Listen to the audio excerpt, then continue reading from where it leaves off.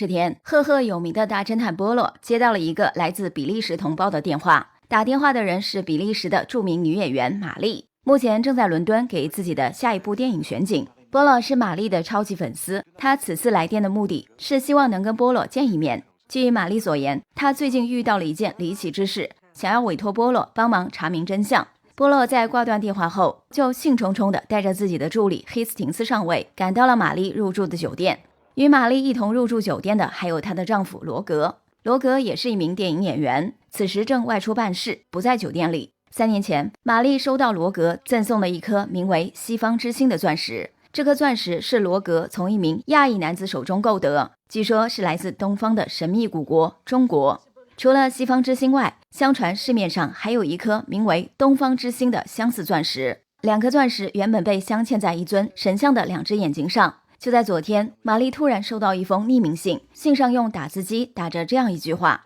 东方之星和西方之星是神明的左右眼，我将在月圆之夜取走这2颗钻石归还神明。匿名信上既无邮戳也无署名，是由一名亚裔男子让酒店前台转交给玛丽。玛丽怀疑这是一封盗窃预告的信件，信中提到的月圆之夜就是3天后的晚上。玛丽邀请来波洛，是想请他查明匿名信的寄信人身份，以确保自己的钻石不会被其偷走。波洛听完事情的来龙去脉后，当即提出了一个方案，那就是玛丽将西方之星钻石交由他保管，等到过了月圆之夜，他再将钻石物归原主。没想到玛丽马上否决了波洛的这个方案，理由是他在3天后的晚上要佩戴西方之星，参加英国勋爵老马组织的晚宴。原来在玛丽和罗格的请求下，马勋爵打算将自己名下的一处猎场租借给夫妇俩，当做下一部电影的拍摄场地。双方准备在3天后的晚宴上敲定租赁事宜。玛丽坚持在晚宴当晚佩戴西方之星，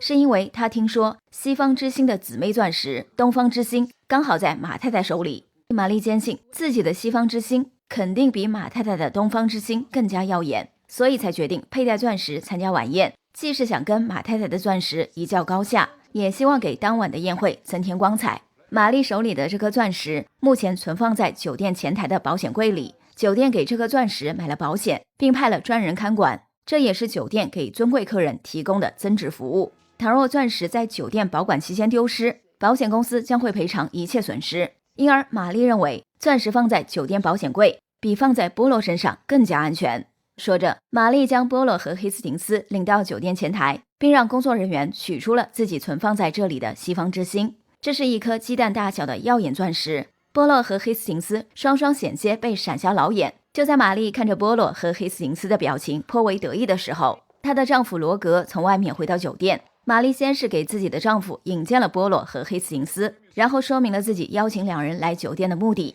罗格得知妻子找来赫赫有名的大侦探，只是要调查匿名信的寄信人身份，觉得实在是小题大做。在罗格看来，玛丽收到的匿名信只是一场恶作剧，根本没有必要理会。不过波洛却认同玛丽的看法，感觉这封信不像是恶作剧，于是他再次提出将钻石交由自己保管，结果仍然遭到了玛丽的婉拒。波洛有些无奈，见此时天色已晚，他只好和黑斯廷斯先行告辞离开。第2天上午，波洛正在外面调查玛丽的匿名信来源时，他的侦探事务所里迎来了一名访客，此人正是东方之星钻石的拥有者马太太。留守在律师事务所的黑斯廷斯和波洛的女秘书柠檬小姐热情接待了马太太。不等马太太说明来意，黑斯廷斯就主动给自己加戏，故作高深地表示自己已猜到了马太太此行的目的。马太太应该是收到了一封匿名信，写信人扬言要在月圆之夜偷走他手里的东方之星钻石，所以马太太才跑来向波洛求助，希望大侦探能帮忙查明匿名信的寄信人身份。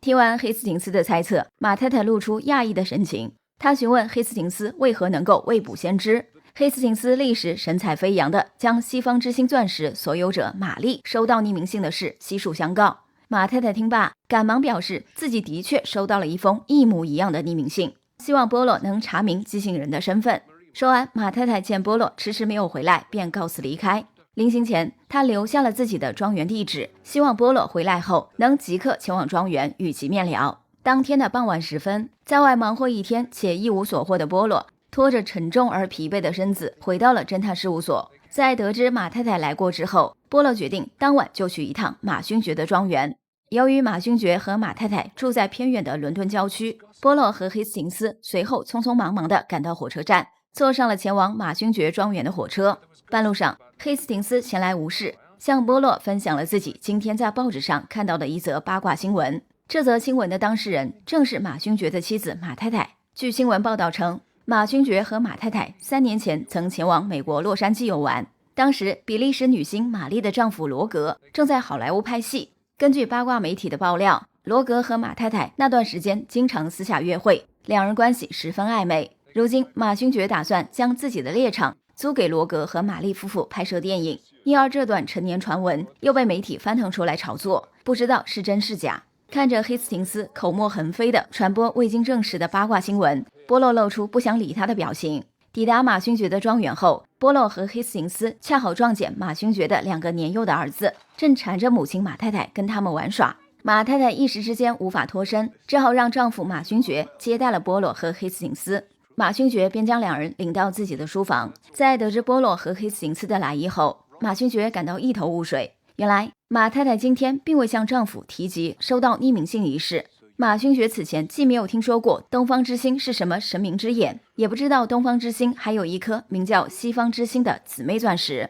实际上，马太太手里的东方之星钻石是马勋爵家的祖传之物。据马勋爵所知，这颗钻石有且只有1颗，是他的祖辈从印度带回英国。此外，马勋爵还向波洛和黑斯廷斯透露，自己近2年投资电影失利，财务周转出现困难，正打算将妻子手里的东方之星卖掉。这几天已委托珠宝中介帮忙打听钻石的买主。听完马勋爵的讲述，波洛趁机要求欣赏一下东方之星钻石。马勋爵爽快地答应下来。随后，他将波洛和黑斯廷斯领到客厅，让妻子马太太戴上镶嵌东方之星的项链，向2人展示一下。没想到马太太表现得极不情愿，只是一个劲地抱怨那条项链实在太丑，自己已好多年没有佩戴过。恰在此时，庄园的管家给马勋爵送来一封信件。马勋爵在看完信后，兴奋地表示，这封信是由珠宝中介寄来，信中称一位名叫亨利的珠宝商准备高价买下东方之星钻石，而且亨利今晚就会赶到庄园验货。马太太闻听此言，脸色顿时变得极为难看，嘴里嘟囔着自己舍不得卖掉钻石，希望丈夫能推掉这桩交易。可是马勋爵无奈地表示，自己的财务状况陷入困境，除了将祖上留下的这颗钻石变现外，实在没有其他办法可行。马太太听了这话，只得苦笑地说了一句，这恐怕是我最后一次佩戴这条钻石项链了。说完，马太太就先将2个年幼的儿子送回儿童房，而后自己回到主卧化妆换衣服，打算以焕然一新的面貌佩戴上镶嵌着东方之星钻石的项链。没过多久，穿戴一新的马太太回到客厅，波洛注意到其佩戴项链上镶嵌的东方之星看上去和玛丽保管在酒店的西方之星一模一样。为了闪瞎波洛和黑斯廷斯的老眼，马太太特意走到客厅的电源开关前，准备打开最亮的大灯。谁知她还没来得及拨动开关，客厅和外面走廊里的灯光突然一起熄灭。黑暗之中，波洛、黑斯廷斯和马勋爵3人隐约看到马太太被一股神秘力量拖到了客厅外的走廊里，马太太的嘴里还发出一阵惊恐的尖叫声。波洛等3人急忙追出客厅。当马勋爵重新打开走廊里的灯时，见到马太太狼狈地跌坐在走廊的地上，脸上露出惊惧的神情，而她脖子上戴着的镶嵌着东方之星钻石的项链已不见了踪迹。缓过神来后，马太太告诉3人，刚才自己依稀看到一名穿着黄色衣衫的亚裔男子扯走了她脖子上的钻石项链。黑斯廷斯听到这里，又一次主动给自己加戏，立刻冲向虚掩着的庄园大门，可惜并未发现任何人影。但他很快在门口找到了马太太丢失的项链，以及一块被门把手扯下的黄色衣服的布料。只见项链上的钻石早就不翼而飞，看来确实是一名穿着黄色衣衫的劫匪抢走了马太太的钻石。马勋爵见此情形，赶忙拨打了报警电话。在波洛、黑斯廷斯和马勋爵夫妇等候警察到来期间，有意购买东方之星钻石的珠宝商亨利如约来到庄园。由于马太太始终一副惊魂未定的状态，马勋爵便让其回卧室休息，自己独自和亨利洽谈钻石买卖事宜。黑斯廷斯这时趁机拉着波洛向马勋爵告辞。在黑斯廷斯看来，波洛这次脸丢大了，竟让劫匪在眼皮子底下抢走了马勋爵夫妇的钻石，所以赶紧开溜为妙，以免尴尬。而且根据黑斯廷斯的判断，劫匪的下一个目标肯定是玛丽的西方之星钻石。既然马太太的东方之星已经丢失，劫匪不知去向，不如现在立即赶回市区，重点保护好玛丽的西方之星。波洛对黑斯廷斯的这番建议未置可否，他需要在回去的路上捋一捋自己的思路再说。谁知两人刚出庄园的门，就撞上了老朋友贾普探长。贾普此时正鬼鬼祟祟地蹲守在庄园外的草丛里。波洛和黑斯廷斯一问才知，贾普是跟踪珠宝商亨利来到这里。据说亨利有黑道背景，酷爱收藏名贵珠宝，手上有不少来路不明的赃物。贾普最近几天一直在跟踪此人，想要获得亨利非法获取珠宝的证据，将其手里的赃物通通收缴。听完贾普的讲述，黑斯廷斯立时有了一个新猜测，他怀疑抢走东方之星的劫匪正是珠宝商亨利。不过片刻之后，这货又推翻了自己的这个猜测，理由是马太太声称劫匪是一名穿着黄色衣衫的亚裔男子，而亨利是一名白人，刚才进庄园时穿着黑色西装，显然与马太太的描述完全不符。听着黑斯廷斯自说自话，贾普也认为劫匪不可能是亨利，因为他今晚自始至终都在跟踪亨利，对方根本没有作案时间。在和贾普互通完信息后，波洛和黑斯廷斯就离开马勋爵的庄园，返回了市区。本集狂刷存在感的黑斯廷斯本想直接赶往玛丽入住的酒店，保护西方之星钻石，但波洛却觉得没必要，强行将其带回家睡觉。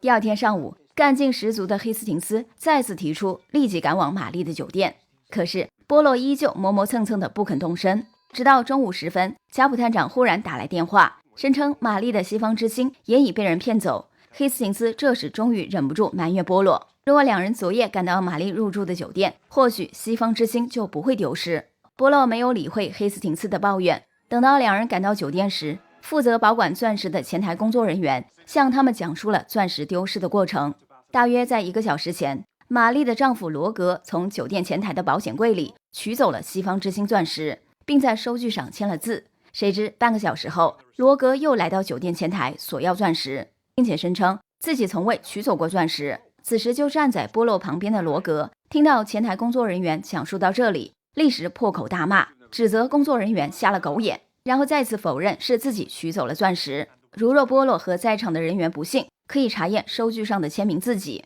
波洛随即检查了工作人员出示的钻石收据，仔细将上面的字迹和罗格本人的笔迹做了比对，二者确实不像是出自同一人之手。这下罗格更是得理不饶人，在骂完酒店前台工作人员后，又把矛头指向自己的妻子玛丽，责怪他早该将钻石交由波洛保管，也就不会被人骗走。罗格的瞎嚷嚷将波洛吵得头疼，波洛正想叫他闭嘴，这时女秘书柠檬小姐从侦探事务所打来电话，说是马太太找上门，声称有重要线索向波洛提供。波洛于是又和黑斯廷斯赶回了侦探事务所。马太太在见到两人后，哭哭啼啼地说出了一个秘密，原来她手里的东方之星钻石早在3年前就已被人骗走。波洛对此倒是并不惊讶，他询问马太太，骗走其钻石的人是不是玛丽的丈夫罗格。马太太旋即露出惊讶的神情，而后点了点头，向波洛说明了事情的原委。3年前，马太太在随同丈夫前往美国洛杉矶游玩时，结识了当时正在好莱坞拍戏的罗格。罗格倒也不挑食，随后对已为人妇的马太太展开热烈追求。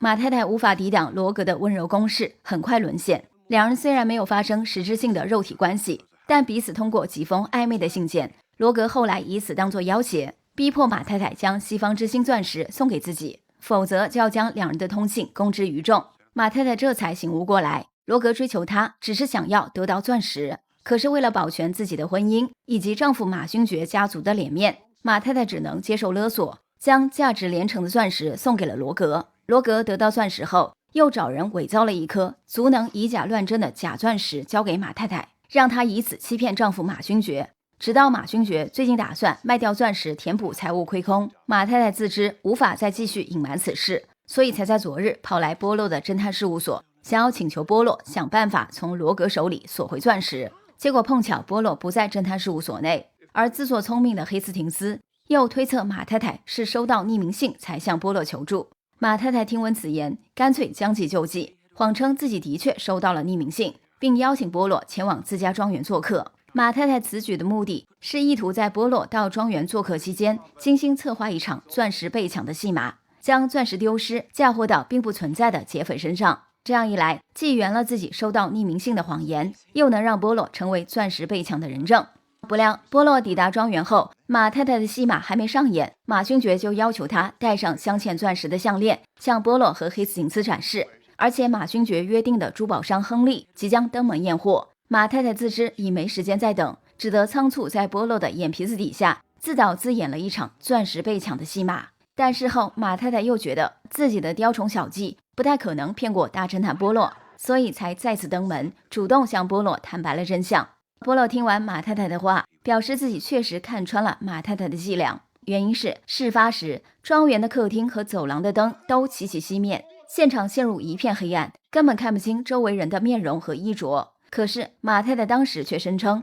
劫匪是一名穿着黄色衣衫的亚裔男子。此外，波洛也早就推理出玛丽收到的匿名信是由其丈夫罗格打印，送信的亚裔男子应该是罗格花钱雇来。罗格演这样一出戏，还杜撰出西方之星和东方之星两颗姊妹钻石的传言，其目的是虚张声势，让他的妻子玛丽相信钻石有可能被盗。等到钻石果真丢失，罗格便可以将罪名嫁祸到不存在的盗贼头上。没错，从酒店前台工作人员手里骗走钻石的正是罗格本人。他在签署收据时，只是用了平时不常用的手写下了签名，因而收据上的签名字迹和罗格平时的字迹才有所不同。罗格此前当众谩骂酒店前台工作人员，并责怪妻子玛丽只是在装腔作势，而罗格坚守自盗，骗取钻石的目的估计是想私下卖掉钻石获利，同时从保险公司骗取巨额赔偿金，可谓一举两得。波洛昨晚和今天上午没有听从黑斯廷斯的建议，及时赶到酒店保护钻石，